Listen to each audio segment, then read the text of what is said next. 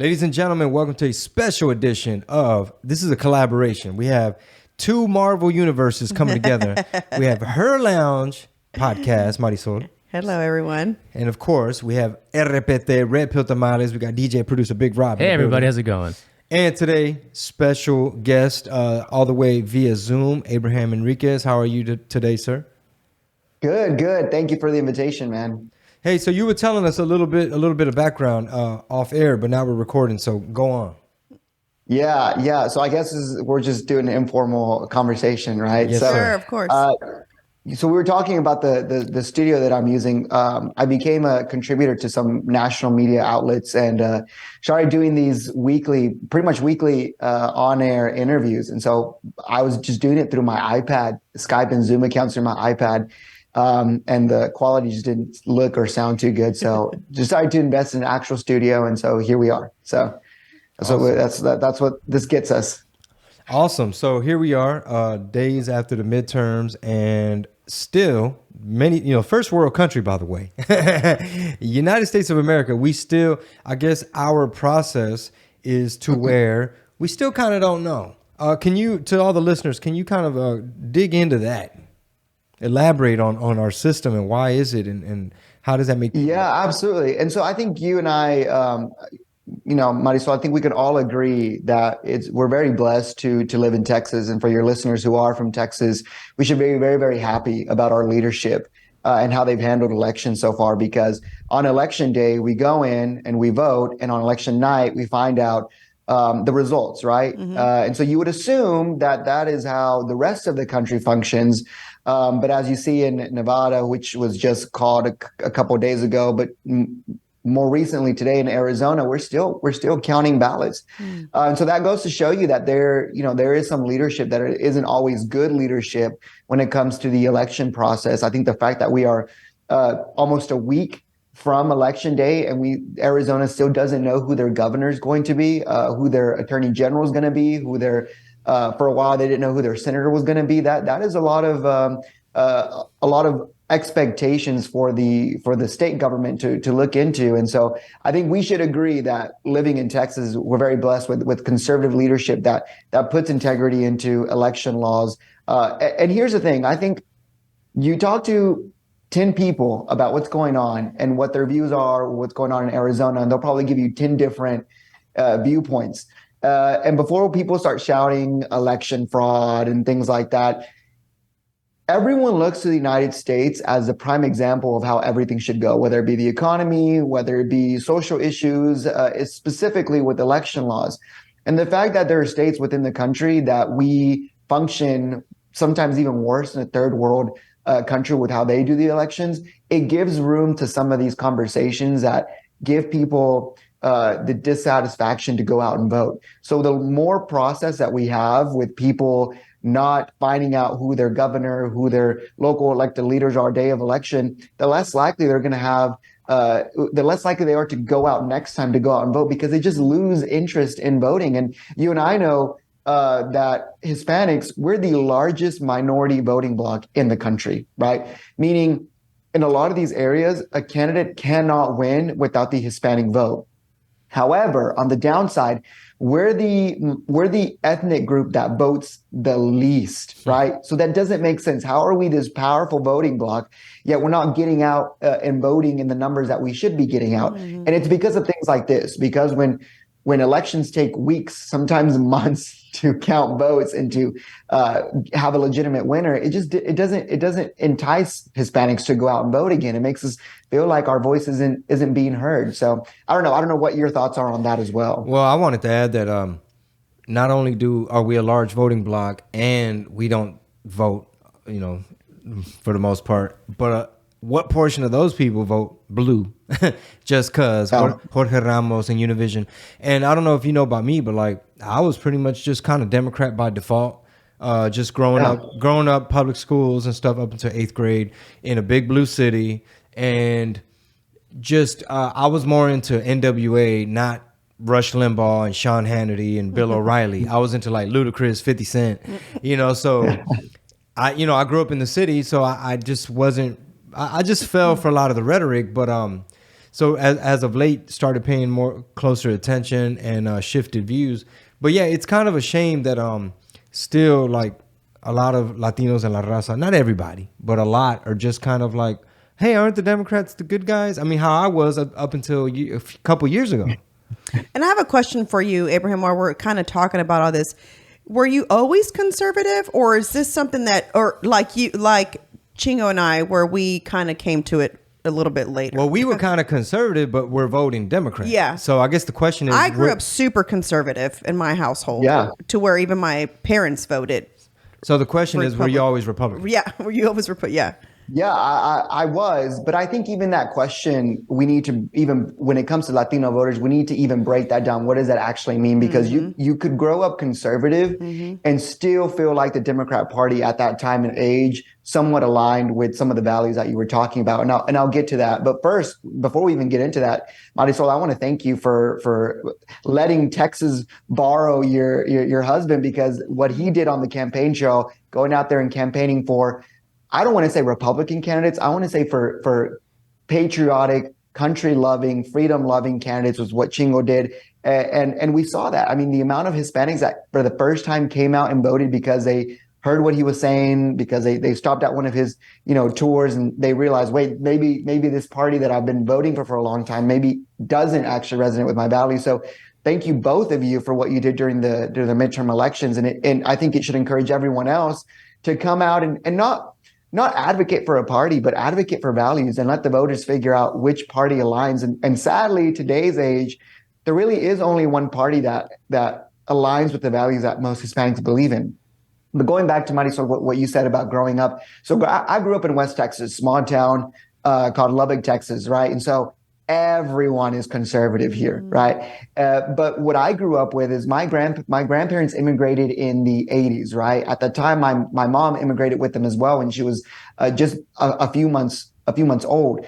And so I grew up with this idea of Reaganism, right? Ronald Reagan was the Latino president for most Hispanics. What he did, he cared so much about the Hispanic community, the economic issues that he challenged, the tax regulations to let small businesses flourish, which primarily helps the Hispanic community, but as well as his boldness to stand on immigration reform, but also family values. So I grew up hearing about this Ronald Reagan that my family loved to say, this is why we're political. And I grew up, knowing, okay, the Republican Party is for Hispanics.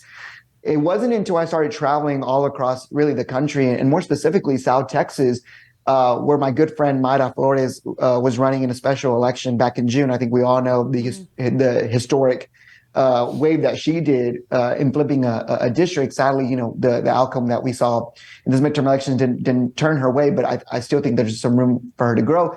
But knocking on doors and talking to Hispanic voters down there, people down there do believe in protecting the unborn life. People down there do believe in small government. They understand that big government overreach actually decreases individual liberty.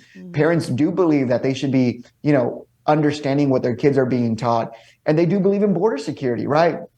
But somehow they were aligned to this Democrat Party, and they didn't understand why. And it really is, let's be completely honest. The Republican Party didn't always do their best at sending good candidates down to Hispanic neighborhoods, right? They weren't sending their best. Yeah, they weren't sending their best, right? We can have an honest conversation about that. And that is why this midterm election, I think, while the red wave, quote unquote, they say didn't happen, something that the Republican Party should not let the Democrats take away is the fact that this election, the GOP had their best performance with Hispanic voters in a midterm election, and I think since the 1970s. That is a huge accomplishment. And why did they do that? Because you look at Virginia, Yesli Vega, El Salvadorian of descent, Congress candidate, was running for Congress. Juan Ciscomani, a first-generation Mexican-American in Arizona, was running. In South Texas, Maria Elvira Salazar, Cuban-American, running. In South Texas, Monica La Cruz, Mayra Flores, Cassie Garcia, Mexican-American woman, saying, we're going to run. For the first time ever, the Republican Party had this massive wave of Hispanics from all demographics, Cuba, Venezuela, Mexico, El Salvador, saying, I'm stepping up And now I'm gonna show this party what real outreach looks like. And I think that's why we saw so many Hispanics gravitate towards the GOP. But Marisol, I think it's really important. You said something like how you grew up conservative and you did vote. But Chingo, I think something that's also really important is that for those that feel like that Democrat Party has left them, they have all the right to feel that. In 2008, Barack Obama was running on hope and change, right? Mm-hmm. Those two things resonate really well with the Hispanic community. Hispanics do believe in hope and they do want change in a lot of the ways that we do politics. But however, fast forward to today, that's not the Democrats' message anymore. Democrats have adopted fear and victimhood over hope and change. And so now this party that for a long time used to tell Latinos, trust in us, we want to bring change, we want to bring hope. They actually never did, but at least they campaigned on it. Now they're campaigning on this country is awful and there's systemic racism and you need help and the government's the only thing that can help you out of the situation that you're in. And you talk to Hispanics and this idea that America is racist and America is a bad country, that's when you start setting alarms in your mind and saying, wait, hold on, this isn't the country that my abuelos taught me to love. This is the country that my parents immigrated to find opportunity. And the Republican Party has done a really good job of saying, look, all we want to do is make way for that you have the best opportunity in this country.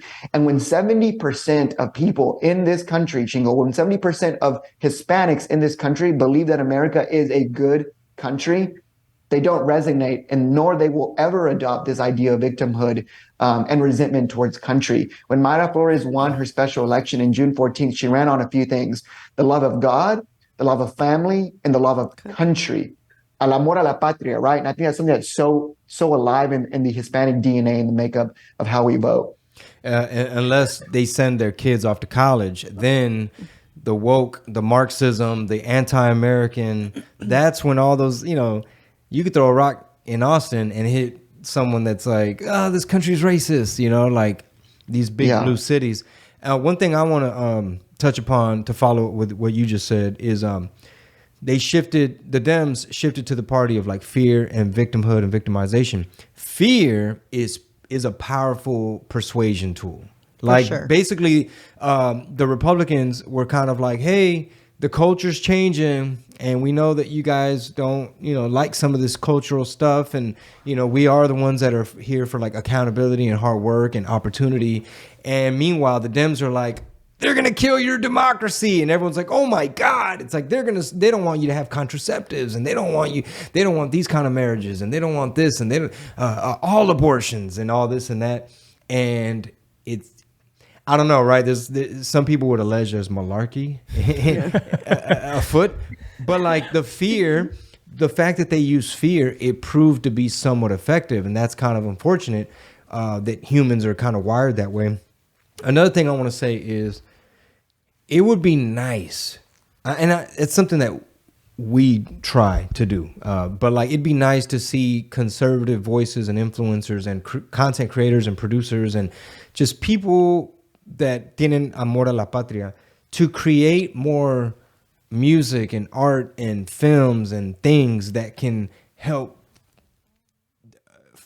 kind of contrast all the brainwashing of like victimization and look, it's because she was female, that's why you need. But I think part of the problem is that sometimes it's not communicated correctly. Like we're not, and I hate to say this is because I'm not saying the Hispanic community is dumb or anything like that, but it almost needs to be layman's terms. Like, listen, how many abortions has somebody in your family had? I just want to know. None? Okay. How many genders are there? Yeah. Like, do you think, how many genders are there? Do you believe that one day you feel like a horse and then the next day you like girls and then tomorrow you may like boys? Like it needs to be that black and white, I feel, because, and I'm going to use our babysitter for the example. Okay.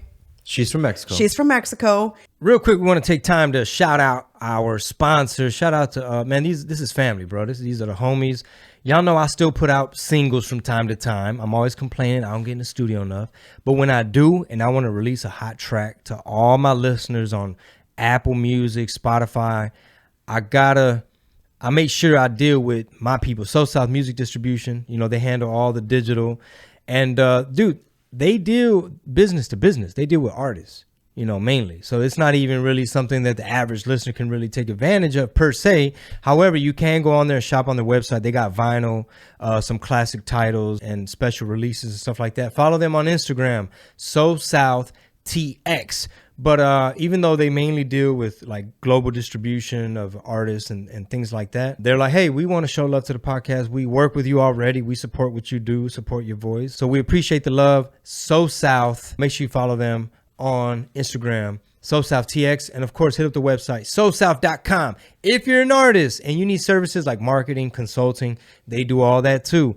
They make sure they get all your royalties, all your publishing in more markets. They even submit your music for like movies, television, commercials, and media. Go get some more info right now. Hit up the website SoSouth.com and go stream my old catalog, all my old titles brought to you by So South. Get on Spotify, go on Apple Music. So South, make sure all my music is everywhere when you're looking for it. Much love. Back to the show. And she felt like, oh my God, during the pandemic, she's like, man, this country is so great. You guys just get all this money that would never happen in Mexico. All the and handouts. all the handouts that were happening. And so we were kind of trying to help her understand, like, this is not really a hand, you know. Yeah. And so she was like, well, you know, really. And then when I'm really big on the public schools, that's kind of one of the big things I talk about on my podcast, and transgenders and is another one that I'm kind of really big on. So when I sat there and explained to her, and I actually showed her the books that I purchased to speak about on my podcast, she was like, well, where is this happening? I said, in HISD, where our, you know, your grandkids go and where my kids are supposed to go, you know? And she was like, are you kidding me? And so it like opened up this like whole different idea that this would even be possible. And she was asking like, why are they doing this? Who takes the time to do this, and why? Like, she didn't get it. Like, she just didn't feel like the purpose. I said, exactly. It's just an agenda. So I feel like sometimes, you know, and I just kind of feel like a lot of the Spanish networks don't help either, you know, like your Jorge Ramos person, you know, I don't feel he helps either, you know? So I feel like if it was explained just a tad bit more simple, you know, don't say Republicans, don't say Democrats, don't say independents, like just simple terms. I think more people would be like, which I feel like that's the reason why Myra, so many people, like you said, resonated with her, is because she was using words that you felt in your heart. Family, I mean, that's what we're about. Patria, that's what we're about. So, you know, you come here with the American dream, and that's what you're here for. And I think Myra did a very good job of showing that, being an immigrant herself, you know? So go ahead. You hit the nail right on the head. And I think something that I would even go past that is say something that separates the Republicans and the Democrats, and the Republicans need to do a better job at, is being, you know, somewhat charismatic. You know, I think Republicans, they're like, toughen up, pick yourself up by the bootstraps, get to work hard, right? And we get it. We, as Hispanics, as Latinos, we grow up knowing, like, you know, life is tough, but you put in you get out what you put into it, right? So that message is not new for us. But the Democrats, they do a really good job of kind of charismatically talking about things. I mean, one thing that I think is the most dangerous thing that Democrats do is they're able to use language, exactly what you're saying, Marisol. And I think Myra took a page out of that playbook and said, okay, let me show you how Republicans can do this too, and also be effective. I remember when Barack Obama was campaigning and talking about equality, right? Do you remember that? Equality for all. We want everyone to be equal. And you look terrible as a person saying, no, I don't want equality. Of course, we believe men and women should be treated the same. Of course, we believe people should have basic human rights. However, what exactly is the equality that the Democrats are talking about, right? It's about asking questions. Okay, it's not just about what you're putting on the table. Let's look at the policies that you're actually going to implement.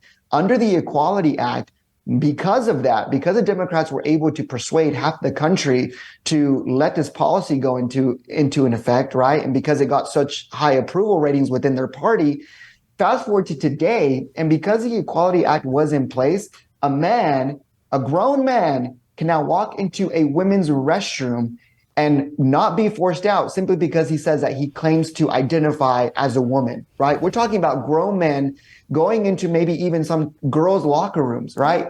And because of this idea of equality, now we are exposing young women to this idea that they have to be okay with grown men walking into the restroom just because they identify as a woman, right? That's not the equality that I signed up for. That's not the equality that our parents probably signed up for.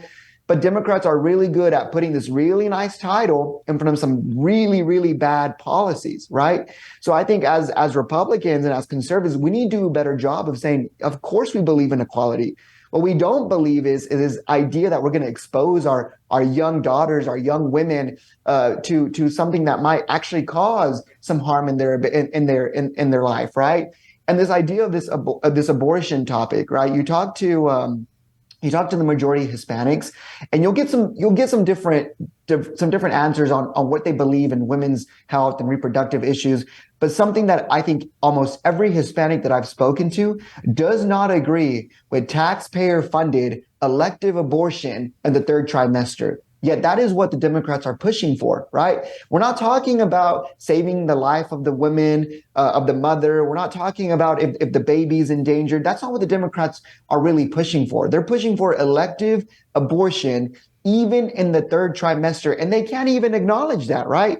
But they put this idea of women's health, reproductive issues are on the line. And that causes this emotional stir up, exactly what you're saying, man. So, and Chingo, they cause people to vote based on emotion and not based on actual educational policy, right? I think when you talk to Hispanics and say, look, the Texas heartbeat bill actually does protect the mother, right, in cases of death to the mother. But I think we can both agree that no baby should be terminated seconds after birth, which is what the Democrats want. And when you talk to Hispanics, they say, yeah, I agree with that. So there's a lot more common base that we have as Republicans with the Latino community. It's just that we're not doing a good job enough of causing that emotion to some of these policies that the Democrats are pushing in our community. Yeah, that goes back to like the culture war and persuasion, because you have one side trying to use facts and logic and data, which is great, right? When you can tell someone right before midterms, go fill up your car, go shop your groceries so you can remember. Remember the lockdowns, remember parental rights, remember forced jabs, jab or job, all these very persuasive things to where if you look at it, you're like, oh, that's compelling. Oh, we got this in the bag. Red tsunami, red wave, get ready. And then what do people end up replying? And a lot of these are bots on Twitter where they're like, oh yeah, well, look in your daughter's eyes and tell her that if she's raped and if she's going to die because her fallopian tubes have this and that, and you're going to deny. And then everyone's all, yeah. And it's like, bro, I thought the gas price, the economy, everything, I thought everything these people are causing, how they literally destroyed. I mean, they're attacking American energy. They won't unleash American energy. All the stuff they're doing, to people's day-to-day lives in terms of like the cost of goods, because they're making the price of the fuel go up. That's why sometimes I get symbolic where I'm like, sometimes I use the word demon. Sometimes I go spiritual with it just to get more visual, where it's like good versus evil. So I bet a lot of these grown ass men going into the women's locker rooms, I bet that don't fly in Lubbock, right? You don't see a lot of that, right? And you just hit something really important. And I think that I'm going to be completely honest with you, Chingo. The problem today is we have so many, and I'm going to get some backlash from this, I already know. We have so many weak pastors and people of faith that are not willing to preach biblical truth from the pulpit and encouraging their congregation not to vote a certain party, but to vote biblical values. And let me tell you why. Here in Lubbock, Texas, probably one of the most conservative cities in all of Texas. Last year, in 2021, Planned Parenthood decided to set up shop here in Lubbock, Texas, right? You would think that the city local lawmakers of Lubbock would say, this isn't what we want. However, our city council and our mayor allowed Planned Parenthood to set up shop here in Lubbock, Texas, right? What did the citizens of Lubbock do? They didn't sit back and say, oh, well, now that the city ordinance happened, we can't let anything out. No, what they did is we made a coalition of over 200 churches, right? And we put an ordinance on the ballot. And that same year, in May, we held an election. And in May of 2021, because 200 churches came together and did a massive campaign, not for a party, but for protecting the unborn, we became the largest city in the country to outlaw abortion.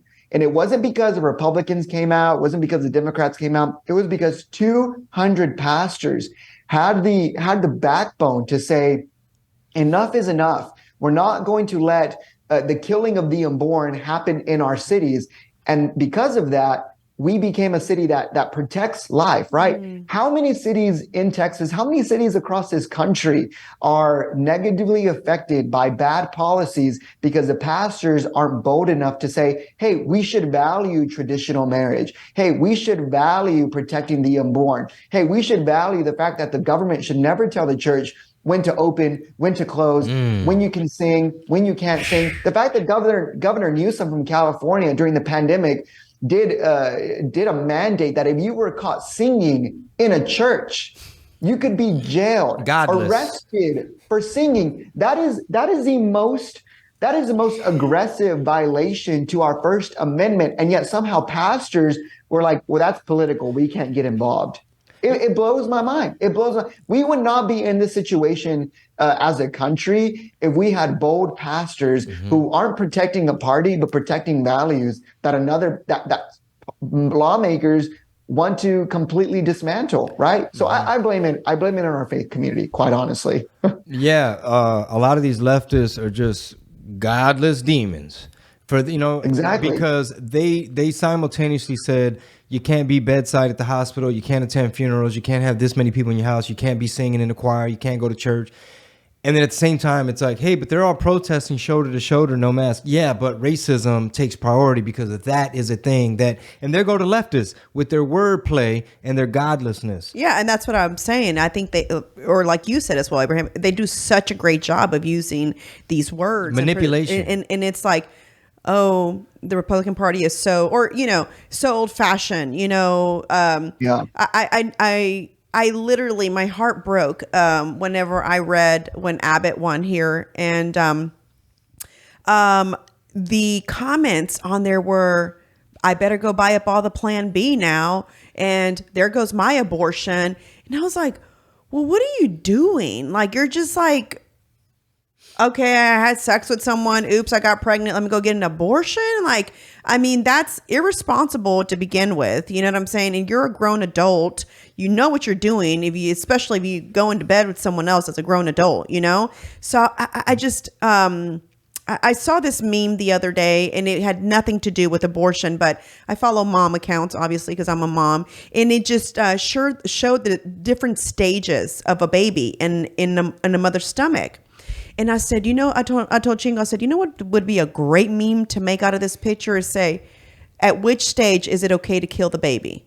Like because now you see visual. Now you see every stage of the baby. Yeah, you're framing and it. So I would like for you to tell me at which stage in this mother's womb is it okay to kill the baby? And then let's talk, because you're telling me you're going to still allow someone to birth and that is insane to me. Anybody who's given birth, it is not easy. So for you to just be like, okay, well, I don't think I want this baby, so go ahead and just do what you got to do. I mean, something's going on up here, and it's spreading. Yeah. Also, Marty, so not to cut you off, but it's something that's important. Women, we need to just really be clear and honest. Women deserve better than an abortion. When the first thing that the government can give a woman as a response to when she's in crisis is abortion, what you're really doing is you're setting up that woman, that young girl, that mom that was put into in a difficult situation for lifelong trauma. I mean, there are stories and there's stats out there of the amount of women that go through an abortion but live a life of depression, live a life of chronic anxiety because of that one decision that she made based on aggression and encouragement from government to tell them that they don't deserve to be a mom because of just some things that society plays at them. I think we need to have a better answer to women. Women deserve better than an abortion. And look, in college, I remember I sat all my friends down because we had this huge debate on who we were going to vote for. We had all turned 18 pretty much at the same time. So it was our very first election back in 2016. And I said, I'm really only voting for one reason, and that's pro-life, right? I'm voting for who I know is going to stand for standing for the unborn, because that right now that is my biggest priority. And I remember getting some backlash from some of my friends, specifically the girls. They're like, Abraham, well, you're a man. I mean, how can you?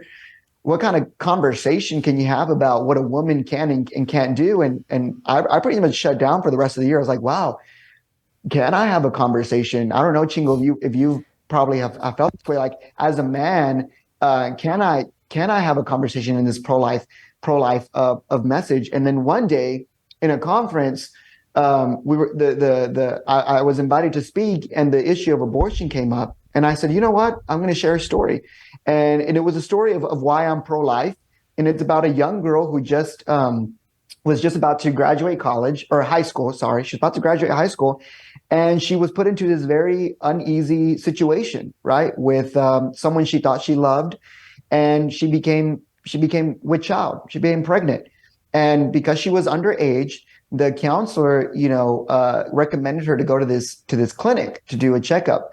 And her older brother, drove her to the clinic, and she had the whole checkup. And right afterwards, the physician, the doctor walked in, and really nice with a big smile, and she patted her on her knee, and she said, I'm sorry for the kind of situation that you find yourself in, but here's a blank piece of paper, and I want you to write down all of your dreams, all your goals, all your aspirations. And so for a quick minute, this young girl kind of was transported into this place of hope and change, right? So she quickly started writing, I want to be a mom. I want to get married. I want to have a family. I want to start a business. I want to be successful. I want to give back to my community. I want to help my parents. And she handed back that paper back to her doctor, really excited to what this doctor was going to say, because she thought that for just a quick second, there was one person that was actually going to be there to help her. And the doctor, she read the paper, and she went through every bullet point out loud. And then she ripped that paper into shreds. And she said, that is what's going to happen to all of your dreams and all of your goals if you continue and you carry this baby. And immediately, that young girl's dreams just went crashing down along with those papers down to the ground. And this doctor sits right next to her, and she pats her again, and she says, but don't worry, there is still one opportunity that you can choose. There's one choice that you can have to accomplish all of those dreams. You can still do all of that if you do this. And she pulls out a pamphlet, and she starts walking through her options of abortion. Now, this young girl had never thought of an abortion. She didn't even know what this was. This was her first time actually hearing what abortion was, what it was going to do. And she grabbed the pamphlet. She went back home, and she told her parents what had happened. And her parents hugged her, and with tears in their face, they said, "This is not what you're going to do. This is not what we encourage. This is not what we raised you to do." Now, I want to fast forward because it's a long story. The young girl chose life. She gave birth to her child. And she accomplished every single thing on that piece of paper. She went to college on time. She graduated. Of course, she was like working three, 4 times jobs. She married an amazing man that she started a family with. But something that was really important is that she realized if she wasn't going to step in and start activating and mobilizing lawmakers who actually are for women and not anti-women, because she realized that doctor was anti-her. She didn't believe that she could do it. Instead of giving her resources that allowed her to be a mom and accomplish all those dreams, she wanted to push her into a choice that was going to give her lifetime trauma. So she has spent her whole life being a pro-life advocate. President Trump acknowledged her work within the Hispanic community, specifically young Hispanic women, and she became the Hispanic advisor to his campaign. And she also chaired the largest Hispanic Republican organization in the country, where she doubled the Hispanic vote for President Trump back in 2020. Now, I say that story because to start off with, I said, well, where's my voice as a man in this pro-life movement? But that young girl was my mom. And that child that she gave birth to is me. No So shit. that is my story. That is my reason as to why I'm pro-life. And just because I'm a man, just because I was born a different gender that maybe doesn't reproduce in the way that women did, that doesn't give me much less of a fighting chance in this pro-life war that we have going on, right? So that's what we have to start doing, Marisol, is we have to start putting testimony. We have to start putting stories out there as to why we are pro-life. Damn, bro. We don't want to leave women behind. We want to support them, get behind them, rally them, and show them that they deserve more than an abortion. Yo, you're like John Connor.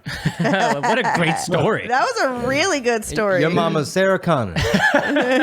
Thank you. But you know what, man? That doctor, and I'm going to use these terms because it took me 43 years to arrive at the point where now I view things through this filter, and it fits for me.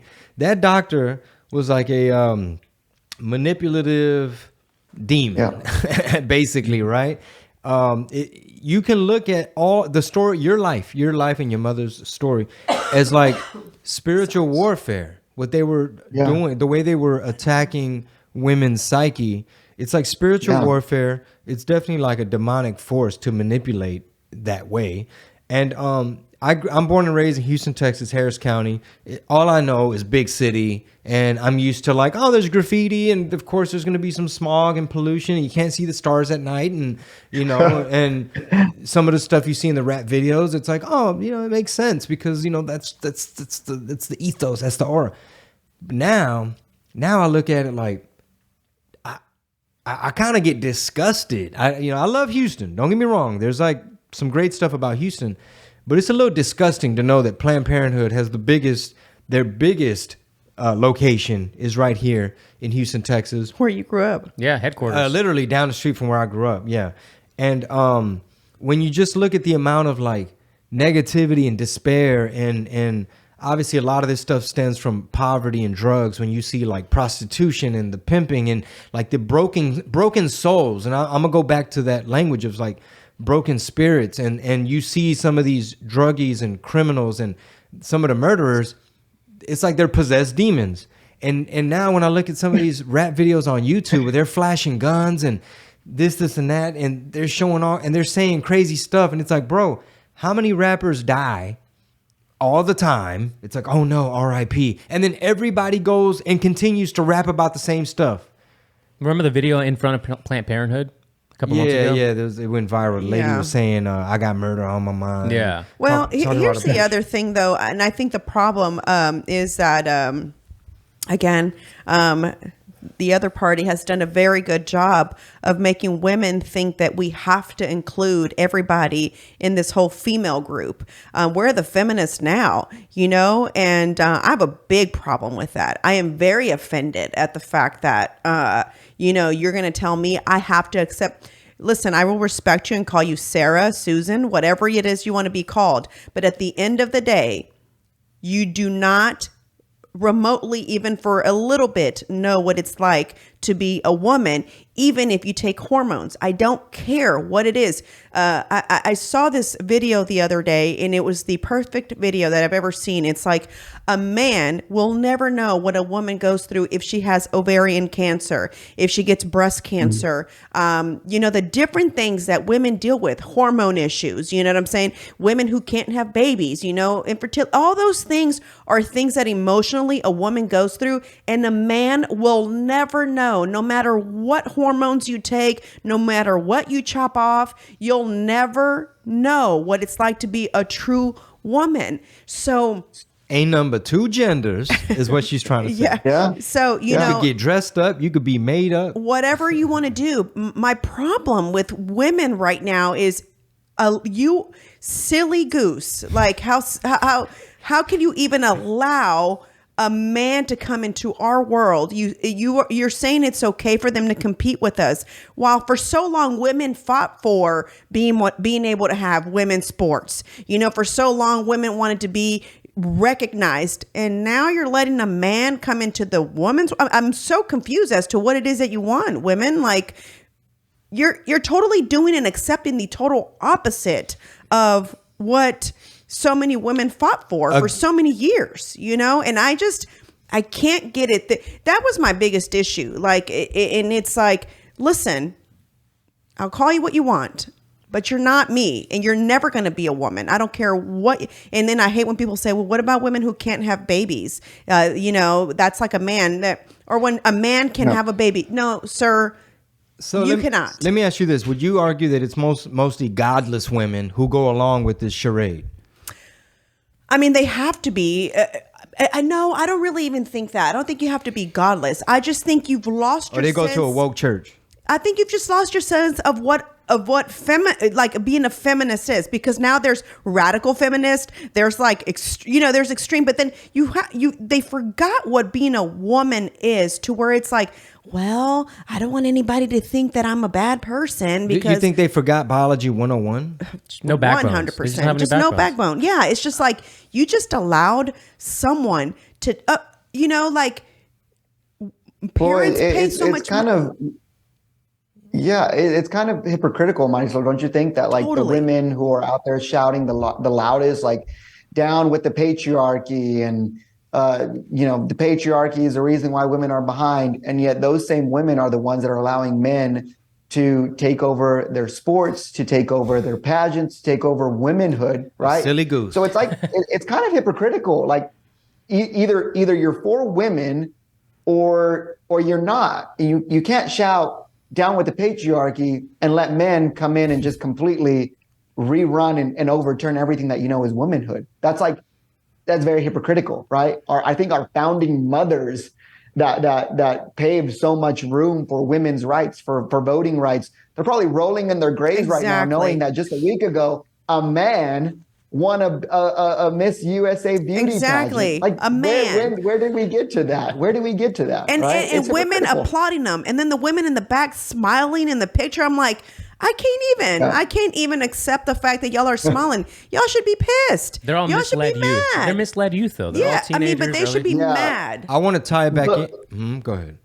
Well, I was going to say, and I think that leads to a bigger conversation of how, when you really look at it, and this is how I get my family members who think that they're Democrat, but they're really the Republicans, is liberals don't even follow their own policies, right? They don't. So if Democrats don't even believe in their own policies, why should you, right? And let's. The women's issue is one issue. They shout down with the patriarchy, yet let men run everything about women, right? Do we remember when the Democrats were on this huge campaign of defund the police? Mm-hmm. This election cycle, all of them were like, no, we never said defund the police. That was the Republicans. We want to increase police budgets. We want to increase police force. Because after a while, they saw, wait, all of these cities that actually defunded the police, what happened? Crime went completely high. Do we not remember when all of these really big cities and states did sanctuary cities, right, for undocumented immigrants? As soon as Governor Abbott and Governor DeSantis started busing and flying some of these migrants to sanctuary cities where their laws allow for undocumented immigrants, to relieve some of the cities in the Rio Grande Valley of how much influx of immigration we're having, what happened? Less than 48 hours in Martha's Vineyard, the Coast Guard went in, the National Guard went in and took those migrants somewhere else, right? Like, they don't even follow their own laws. Yet the cities in the Rio Grande Valley, they can't do that. Yeah. They can't send those immigrants anywhere. They're forced to stay there. So the defund the police, the womenhood, the sanctuary cities, right? Like, the list goes on and on and on. When you really look at it, these climate fighters that believe in green energy are flying all over the world in private jets, doing more CO2 levels than any other individual probably in the country. Liberals don't even follow their own policies. So why should we believe that they're going to make everyone understand how their policies work, right? Like, why should we follow their policies if they don't even follow their policies? Mm-hmm. It's kind of a bigger picture, right, that we need to really look at as a voting community. Abraham, producer Rob here in the background. I don't want to let you go from this hour before you kind of expand upon your Bienvenido. So everything that we've talked about, how does it tie into your organization? And I guess so the listeners know exactly where you're coming from. Yeah. So in 2018, I just graduated college, and I was doing some work for our family business, but I still had this really strong itch to stay involved. And because I saw that our Hispanic community didn't have much outreach, right? And so I joined a Republican organization, and my job was pretty simple, was to fly around the country and talk about why the Republican Party was going to be the best party for Hispanics. And I thought, easy job. It was the hardest job I've ever had because in 2018, when I was flying around the country saying you should vote Republican, young Latinos were like, no, absolutely not. But they believed in everything that I was saying. They believed in this pro-life, pro-free markets, pro-secure border. Like they understood that it was just because it was the Republican word that they didn't want to follow along. So I said, okay, let me take this back and let me do basically the exact same thing, but through a different word. So instead of saying Republican, what if we did a more pro-Hispanic word? And so that's where me and a couple of friends came together and we created Bienvenido. We did an event in Houston, a very successful event where over 200 young Hispanics came out, and we were just always spoke about was values and voting for those values. And more than half of the people that attended registered to vote Republican for the first time. We did the same thing in downtown LA, where 700 Hispanics showed up. Again, a number of them registered for the first time. We did the same thing in Miami.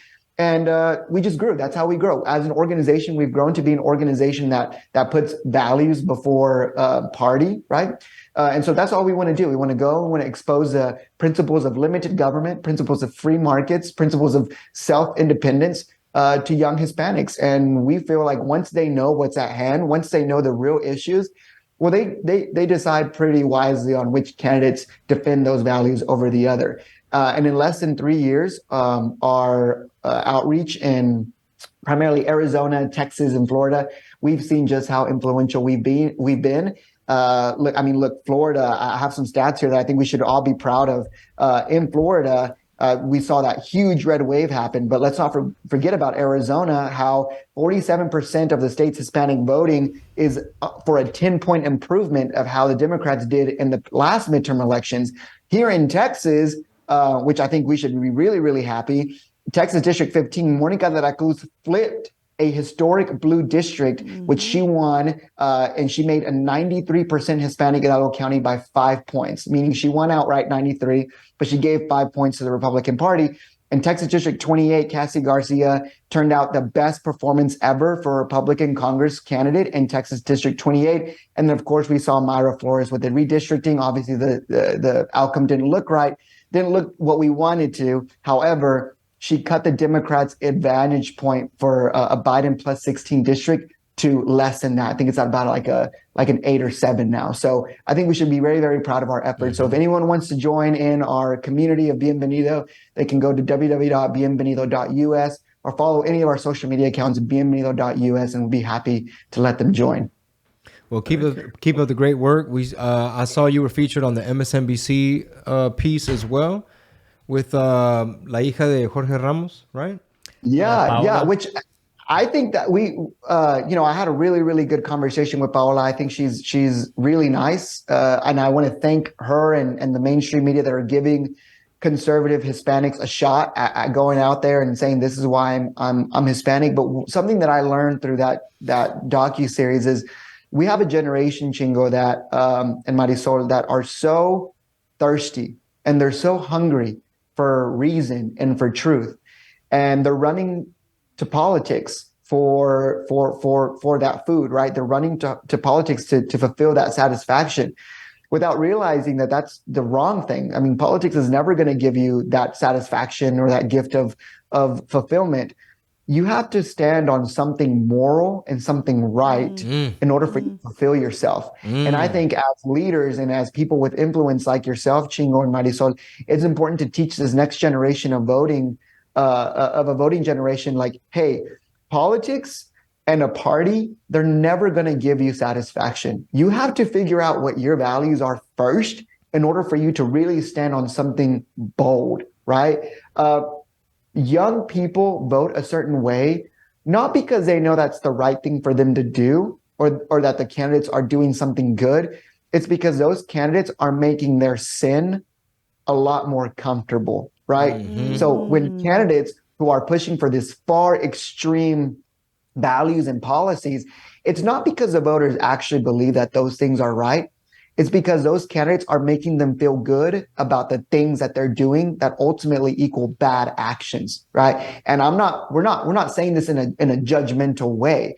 We're saying that in this life, we are always going to fail, right? The second that you realize that you're not perfect and that you're going to have ups and downs, that's the best place to be in life, because now you can no longer say that this battle is all yours. You can give it to a higher calling. You can give it to God to fight those battles. And when you put God over a candidate, your life is going to be so much better. Amen. When your views and your values and your fulfillment come from God and not from a political candidate, you're not going to care what people comment on your social media posts, what your coworkers say about your political views. You're not going to care, because your fulfillment comes from something way bigger than an elected 2-term, 3-term, 4-term congressman, congresswoman that's not going to be there in a couple of years, right? Amen. But guess who is? God. And so how you vote should be according to what you truly care for. Are you going to have ups and downs? Absolutely. Are you going to fail? Absolutely. Are you going to fall down and flat on your face sometimes? Yes.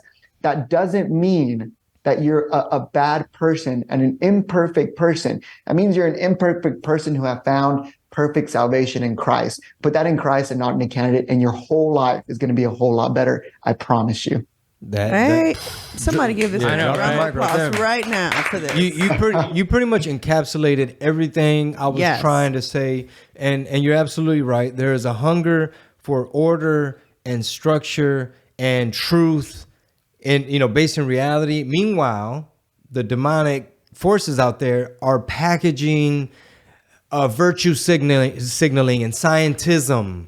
They're replacing God with the virtue and empathy and diversity, equity, inclusion, and women's health, reproductive rights, and all these things that, girl power, be single, have 10 cats, 15 abortions. And trust me, ladies, you're going to be fulfilled. It's like, no, you're not.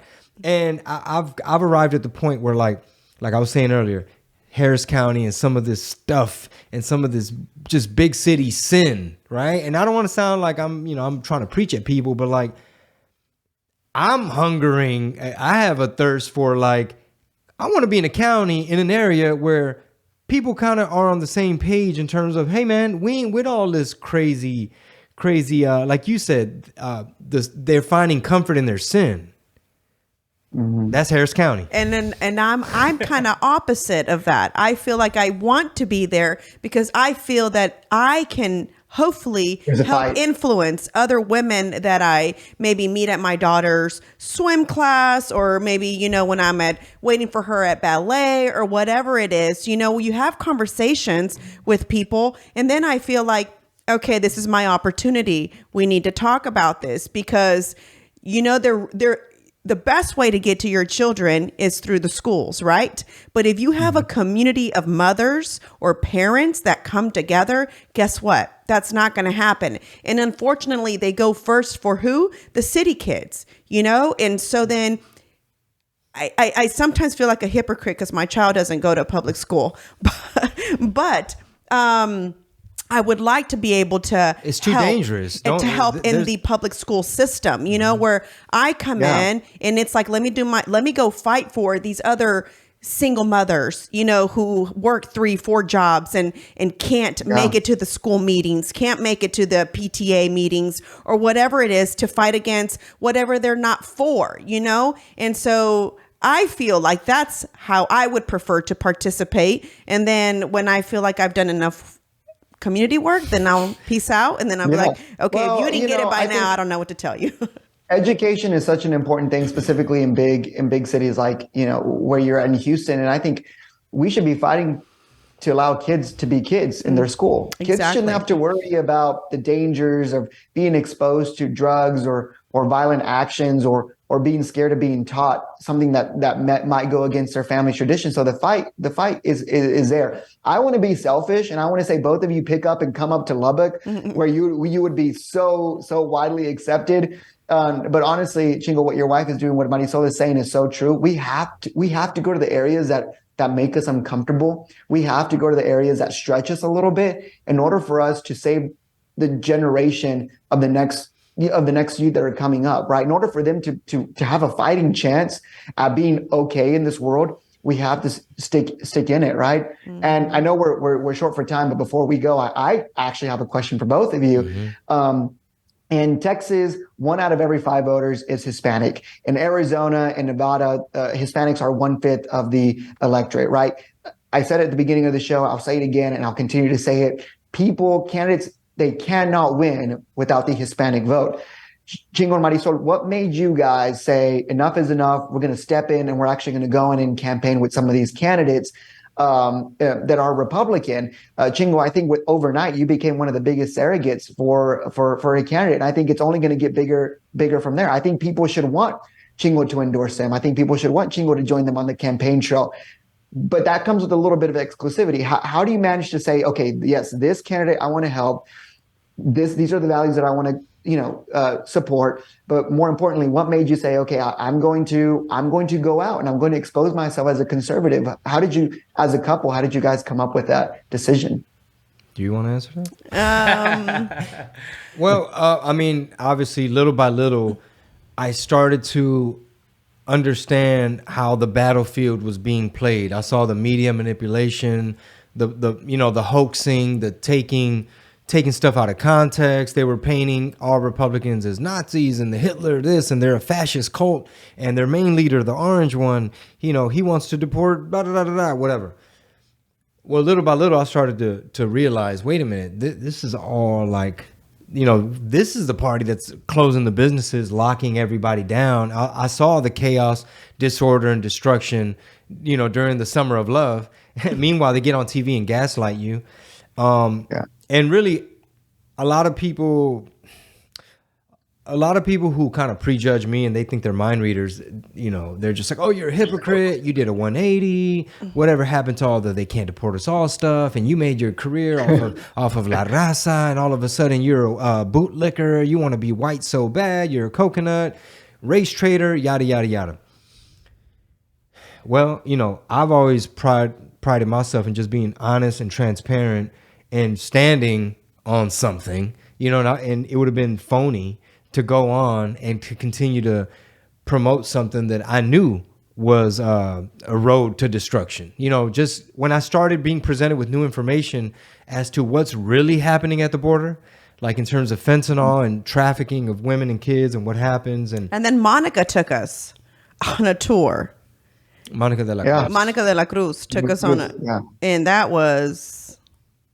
what is happening? Yeah, we took a boat. We took a boat ride. Yeah, and that was there were helicopters and things. We saw some things, and how many mainstream media networks are going to show you what's going on at the border? Right. I mean, we were doing more work than CNN was doing because we were actually. And then I posted the stuff on my Instagram of like raft after raft, and just behind the bushes, you just see people lining up in the coyotes, and it was just like. Doop, doop, doop, just all day long, like nothing. Where y'all coming from? Oh, we're coming from here. ¿Cuánto tiempo? Oh, 2 meses, Venezuela. They're saying, how many? Oh, we have a pregnant one on here. There's a couple kids. And I posted some of that stuff on Instagram. And of course, some people are like, oh, you're using these people as a prop. You just want clout. You're treating them like zoo animals. And I'm like, okay, in a perfect world, I understand these people are going through a tough journey. I don't want to just stick my cell phone in their face and be like, look, this is what's happening. They're trespassing, nothing like that. But at the same time, it's like you guys, the way I was, you guys are not aware to the actual harsh realities that people on the border, people in Mexico, they're experiencing. They're like, hey, it's affecting us too. Mm-hmm. Mm-hmm. So yeah, I just had to stand strong. Yeah, I think it affected us to where I'm like your grandparents. I think you said were products of Reagan, right? Yeah, that's my parents are as well. And so growing up, there was no greater president than Reagan. And so my parents were conservative and are. And I was raised super religious. I was raised Pentecostal, and my dad was a co-pastor of the church. My mom was, the secretary of the church. So all those morals and beliefs and that were always there. I think I was just fighting them for so long. And I just didn't want to face it. That's really what I was, because I was just always arguing with my parents. You know, it was like, how dare y'all, you know, be against immigrants when you're immigrants yourselves, you know? And that was always like my argument with them. And, you know, we never saw eye to eye. And little by little, as this was all happening, I've told the story a gazillion times, but everything that I saw happening on the news was like a scary movie that they used to show at church. And it was the coming of God. And exactly what I saw happening on the news was the movie that was played at church, that I thought, oh my God, why are y'all showing this to people? They're never going to want to come to our church. But I never in a million years thought I'd be living it. Like, I never thought I'd be seeing it firsthand, something that I thought was fake and over exaggerated and, you know, just over the top. And now I was literally seeing it on TV. It was the most craziest thing ever. And then our producer, Rob, was the one that said, you are way more conservative than you really think. No, I'm not, Rob. Why would you say that about me? You know, I'm still arguing with him about it. And I'm a good person. I'm a Democrat. I'm like, that's not true. Yeah. And so then, then Chingo just, you know, I started red pilling her a little bit. Yeah. Well, what it's funny that even in a marriage, right, you kind of just don't talk. I was already following, what do they call, the right wing? Turning Point USA. Oh, yeah. And because they came up on the popular feed or whatever, and I was like, what is that? And what caught my eye was that it said, make sure you subscribe to our newsletter because we don't know if any of these videos will be seen. And I thought, oh my God, what kind of garbage are they going to tell people? Let me sign up for their stupid newsletter.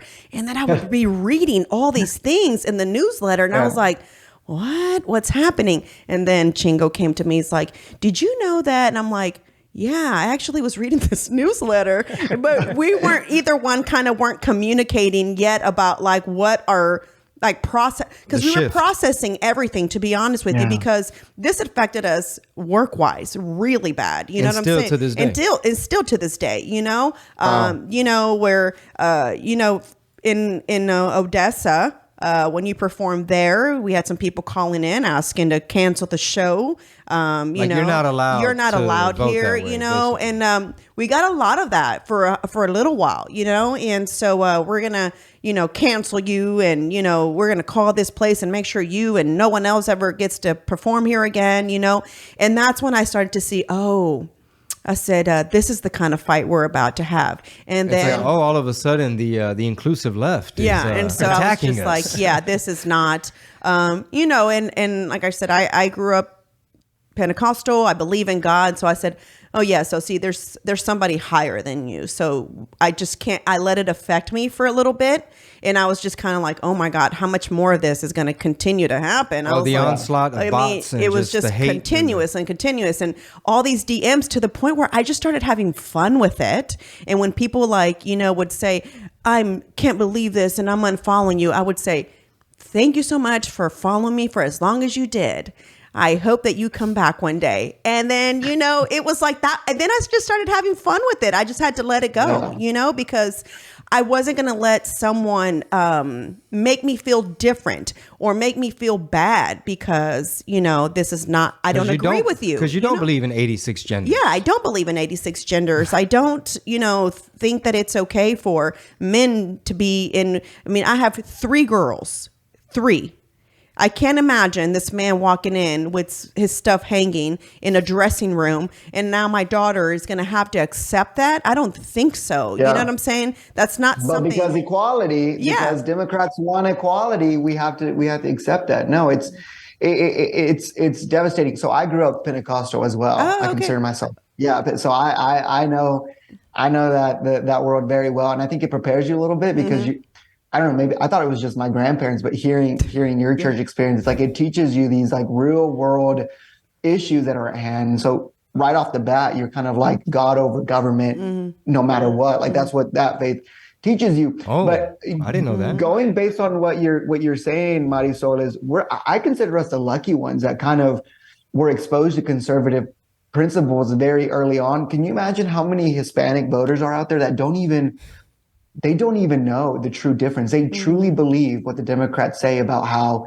Republicans are racist and they're a threat to democracy and they want to, cut resources for women's health. And they believe this nonsense. And look, we did a poll. Spanish speaking Hispanics are in a totally different world than English speaking Hispanics. Exactly. English speaking Hispanics that get their news from English speaking sources vote more conservative than Spanish speaking Hispanics. So this world of Spanish language is feeding them so many incorrect things. And I think that's what we kind of have this, I call it the privilege to go out there and say that we're going to be the ones exposing the truth to our community, because if they don't hear it from you guys, then who else are they going to hear it? And it's not even about advocating for one candidate over the other. It's basically the simple truth. Under this administration, under progressive leadership, Democrats have had Hispanics have had more setbacks than any other administration in 4 decades. Under the last administration, under conservative administration, over 1 million Latinas entered the workforce. 1.5 million Hispanics were lifted out of poverty. More young Hispanics graduated from high school because of school funding through the initiatives of the last administration. And more Hispanic small businesses opened because of the tax regulatory agenda. So you would tell me which administration I would much rather have, the conservative or the progressive. Much more the conservative, but Hispanics don't even know those accomplishments that we've had under the conservative leadership. So it's up to us to say, hey, look, let's take the word Republican and Democrat out of the picture. Let's even take the word Trump and Biden out. Let's just look at the record and see what they've done. And then you be the deciding factor. 10 out of 10 times, I promise you, people will go with conservative leadership, because conservative leadership is what has set our community, in front of challenges for time after time. We just have to get better at explaining those ideas to our community, because MSNBC, CNN, Telemundo, Univision for sure are not, shouting those differences at all, right? At all. I was just telling my producer that's a clip. I was trying to let him know for sure. that everything you laid out in terms of the compare and contrast, and when you said the setbacks we've had within our community from being up under this progressive leadership. To me, as we sit here and discuss this, I'm starting to think that another word for progressive is just godless. Pretty much. Yeah. It's like they're getting further and they're progressing further away from something that's old school and traditional and more like based on government is our God. Government is our God. You look at, you get a Southern Republican candidate and a coastal elite Democrat, and you see how they talk. One will tell you that government should be limited and that your rights come from God. Democrats will say your rights come from government and government's going to protect those rights. Oh yeah. What? I don't want my rights coming from, I said that to Paula Ramos on MSNBC. My rights do not come from government. They come from God. Our founding fathers put in our Declaration of Independence that there are unalienable rights that are God-given, because they knew that if they put that the government gave us those rights, we probably wouldn't even be sitting here having this conversation today. God knows where America would have gone, right? Democrats believe in government superiority over God. And how do we know that? You look at Kamala Harris, you look at Stacey Abrams, you look at Cory Booker, you look at all of these political leaders who have quoted scripture to say why women should be killing babies. That is the most dangerous thing for a politician to do, is to use scripture to give a green light to a sin. Those are the kind of the wolves in sheep clothing that the Bible talks to us about, right? And so, we have a senator from Georgia who is a pastor who claims to be a pro-choice pastor. They're not even hiding it anymore at this point. Back then, do you remember when John F. Kennedy was president, when he was a Democrat who believed in the Second Amendment, who believed in protecting the unborn, who believed in cutting taxes? Like, there was a time where Democrats believed in basic human rights, right? they're not even hiding it anymore. Like I said, I think generation after generation, Hispanics used to say, well, I'm a Democrat. These aren't JFK Democrats we're talking about anymore, right? They've gone so far left, they don't even believe in God anymore. And if they do believe in God, they're ridiculing scripture to cover up their sins. That's not Christ-minded to me, right? So that is another clip. That is another clip. I feel that moving forward, because we have to try to navigate, like, I'm not going to lie. Like, ever since I opened up my big mouth about politics, there's been a lot of positive stuff. You know, a lot of people are like, oh, man, thanks for, man, finally, bro, we were waiting on you, or whatever. But also, we've been taking just a lot of hits, just like, you know, all of a sudden venues are being strange towards us and, you know, things like that. It's, you know, they're trying to put the pressure on us in terms of like punish us, you know, per se. But as we discuss this and we try to figure out moving forward how, like Marisol described, I want to stay in the fight. I want to talk to the women. I want to have this network. I want to be in the community. I want to inform people about what's going on in the education. We got to protect our kids and so on. I feel like God has to take the front seat. Like, that's it. You got to, like, everything you just said, like, we're going to be better off as a community if we frame things in this way, versus like in terms of these people, government is their God. Like, some people don't really think about that. They don't really realize that. And then families, like the dads, I want to help, you know, obviously continue to try to be the best husband and dad that I could be, but also try to encourage others, whether it's through podcasting or music or whatever else we're trying to do, whether it's a short film or a film, whatever. I want to continue to challenge and encourage and promote the idea that, like, fellas, we got to man up. We got to be the man of the house. Obviously that comes from the Bible as well, but like, the dads have to step it up. Like, the families have to be strong. And if not, these godless progressives with their crazy ideas, they're getting so progressively away from the truth that they're ruining every goddamn thing. Excuse my language. Yeah. And in the Bible, I mean, if like somebody just, well, I guess somebody, or one of us, right, took the time to just show you what the role of the man is in the Bible. You know, it tells you in the Bible what the role of the man and the woman and the child, and, you know, and the unity as a family, you know, and I think that's what's been forgotten, is the unity of a family. And it's okay now to, you know, have two moms, and maybe there might be a dad here and there, or, you know, your mom is transgender man, or they have an open relationship, you know, and it's like, how? I'm telling you again, I always say this, it's like, I never in a million years thought the videos they were showing in my church, I was going to be living it, because I just thought it was so over the top, and it trips me out when I see life and that these videos, I mean, and I'm way older than you.